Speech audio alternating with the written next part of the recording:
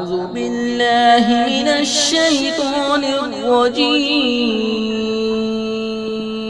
بسم الله الرحمن الرحيم.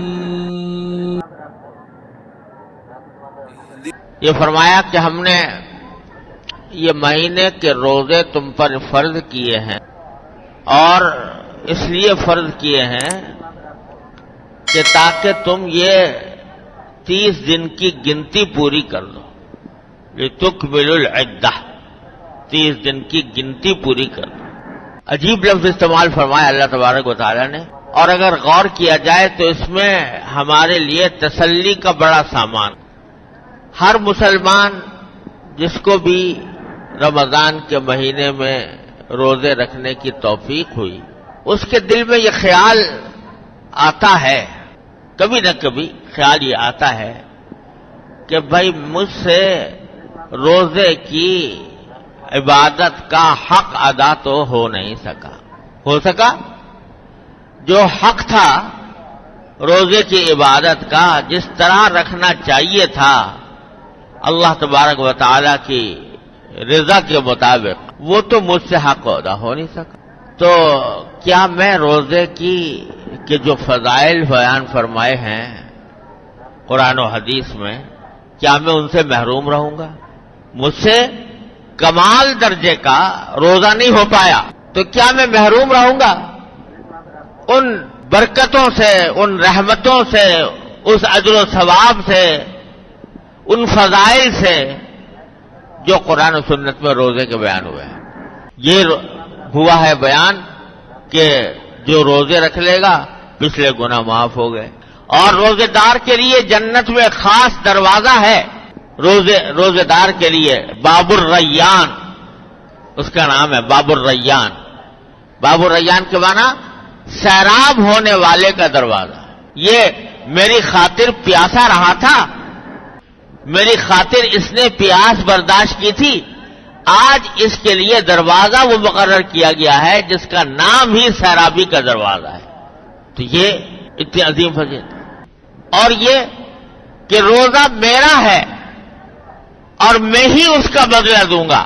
یعنی اور چیزوں کے کچھ ثواب بیان کر دیے ہیں کہ اس کے لیے ثواب ملے گا، اس کے لیے گھر تعمیر ہو جائے گا، اس کے لیے یہ ہوگا، جنت میں یہ ہوگا وہ ہوگا. لیکن روزے کا یہ فرمایا کہ یہ میرے لیے ہے، میں ہی بدلہ دوں گا. کیا مانا؟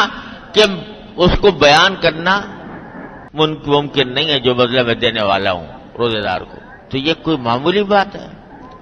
یہ سارے کے سارے اجر و ثواب، یہ فضیلتیں، یہ نعمتیں، یہ برکتیں، یہ رحمتیں جو روزے دار کے لیے اللہ تعالیٰ نے رکھی ہیں، کبھی کبھی ہمارے دلوں میں خیال آتا ہے کہ ہم سے تو روزہ بن پڑا نہیں صحیح معنی میں، تو کیا ہم ان سے محروم رہیں گے؟ تو دیکھو قرآن کیا کہتا ہے جواب میں کہ ارے روزے کی حقیقت تو تم کیا بجا لاتے، اس کا حق تو تم کیا ادا کرتے.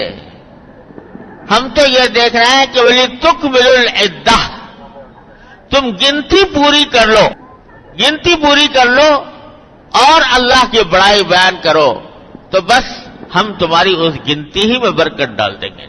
لِتُكْمِلُوا الْعِدَّةَ، 30 دن تم سے کہے ہیں، 30 دن پورے کر لو. جیسے تیسے بن پڑے، جیسے تیسے بن پڑے، جس طرح بھی تم نے بہرحال میرے حکم کا لحاظ تو کیا، میرے حکم کو مانا تو صحیح، میرے حکم کی خاطر کھانا پینا چھوڑنا تو صحیح، اور جو میں نے حکم دیا تھا اس کے مطابق کرنا. ٹھیک ہے تم عاجز ہو، کمزور ہو، اور تم سے وہ اعلیٰ درجے کی عبادت نہیں بن پڑی جو بننی چاہیے تھی، لیکن میں تمہاری کمزوری کو دیکھوں یا اپنی رحمت کو دیکھوں؟ میں تمہاری کمزوری کو دیکھوں یا اپنی رحمت کو دیکھوں؟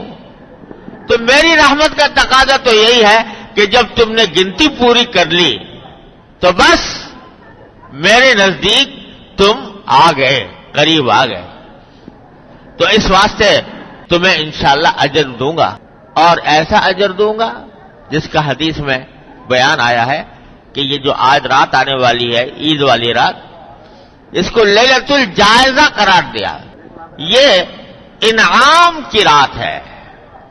اپنے ان بندوں کو جو بندے رمضان کے مہینے میں میری خاطر بھوکے پیاسے رہے، جنہوں نے میری خاطر راتوں کو جاگ کر گزارا، جنہوں نے میرے خاطر تراویح کے اندر کھڑے رہے، آج ان بندوں کو انعام دینے کی رات ہے، لیلۃ الجائزہ۔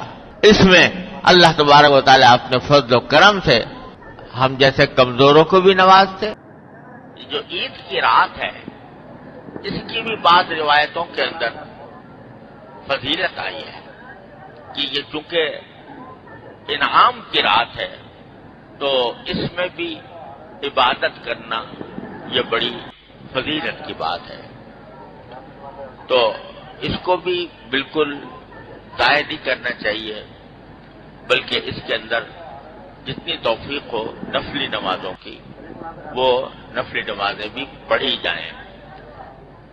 بعض حضرات تو کہتے ہیں کہ بھئی یہ رات بھی اسی طرح جاگ کر گزارے جیسا کہ شب قدر کو جاگ کر گزارا جاتا ہے، اور بعض علماء کرام نے فرمایا کہ پوری رات جاگنے کی ضرورت نہیں ہے، لیکن کچھ تھوڑا وقت جو ہے وہ عبادت کے اندر بھی ڈالیں اس رات کے اندر، کیونکہ انعام کی رات ہے اللہ تعالیٰ کی طرف سے، تو اس انعام